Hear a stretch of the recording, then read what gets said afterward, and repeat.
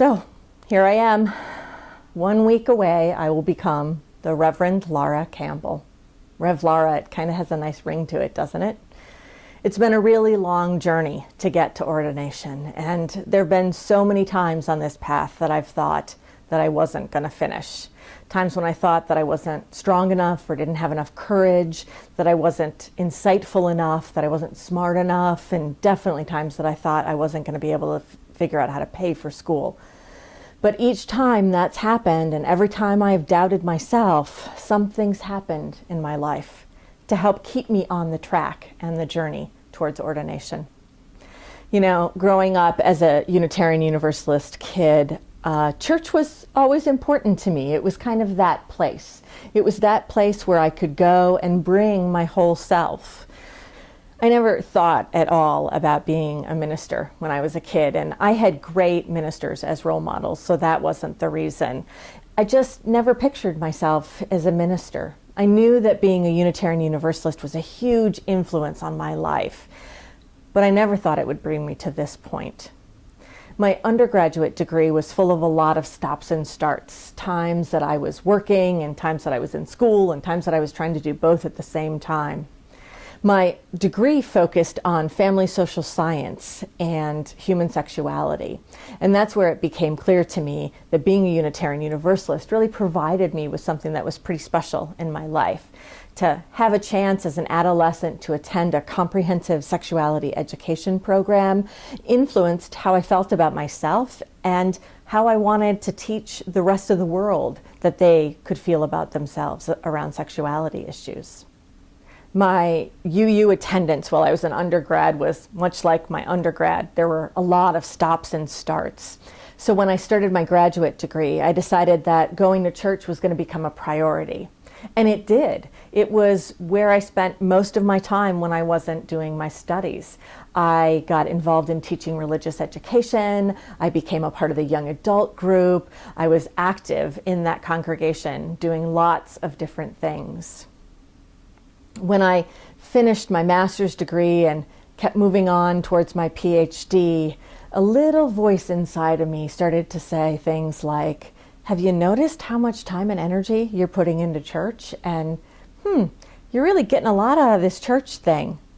It took a while, but I started to actually listen to that voice.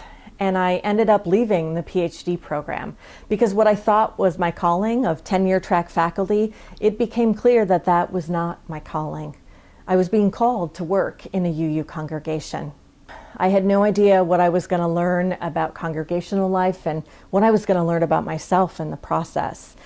I thought, okay, here's how I can do this. If I take a job in a congregation, that'll help me figure out whether or not I should consider this being a minister thing.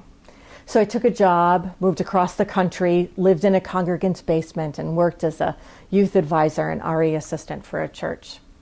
Now I'll tell you, I had never worked so much before that year that I did. And at the same time, I had never been as fulfilled in my career as I was. I had a taste of congregational life. I had a taste of what I could do and what I might want to be. And so I applied to become a director of religious education at a church outside of New York City in White Plains.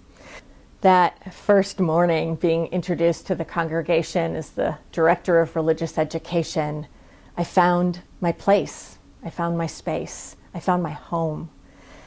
There is nothing more powerful for me than to have a group of adults say that we trust you with our children. We trust you with the care and the guidance and the spiritual development of our kids. It's a pretty overwhelming and powerful thing to have a group of people tell you that. Being a religious educator gave me yet another taste of congregational life.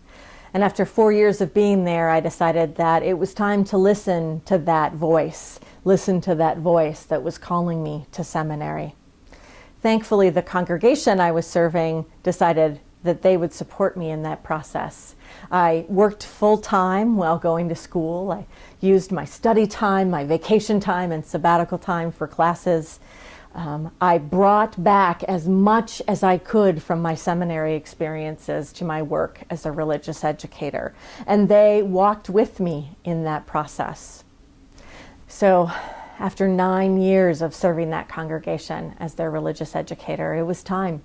It was time for me to move on, to finish my Master's of Divinity, to look for an internship, to find my new path and my new beginning in ministry.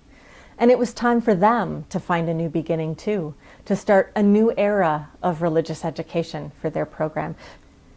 You know, I was scared at that point. I was scared I was never going to find a congregation that I loved that much, and never going to find a congregation that I felt that much at home in.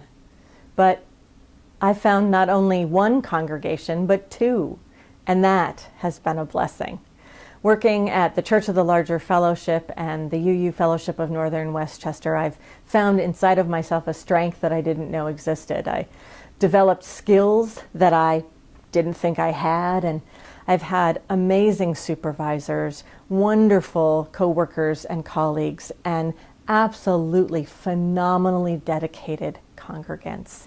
One of the major blessings and highlights has been that both of these congregations decided to co-ordain me, and they voted unanimously to do that. It has humbled me in many ways, and I am overwhelmed and excited about the prospect of this ordination next week. Here I am on the edge of completing one journey and looking towards the beginning of a new journey. I don't know where this next journey is going to take me. I'm going into search, so I will be looking to find a congregation to start at in the fall.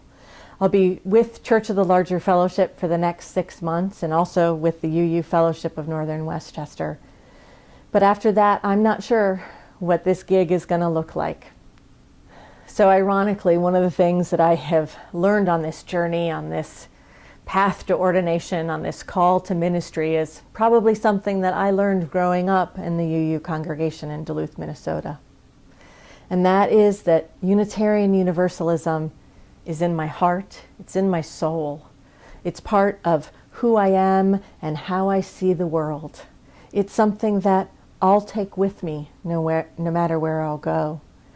And the other thing that I get to take with me is the confidence and the knowledge that there will always be a UU community to hold me, that I will always have people that I can share my thoughts and my ideas, and that I can deepen both my spirituality and my life.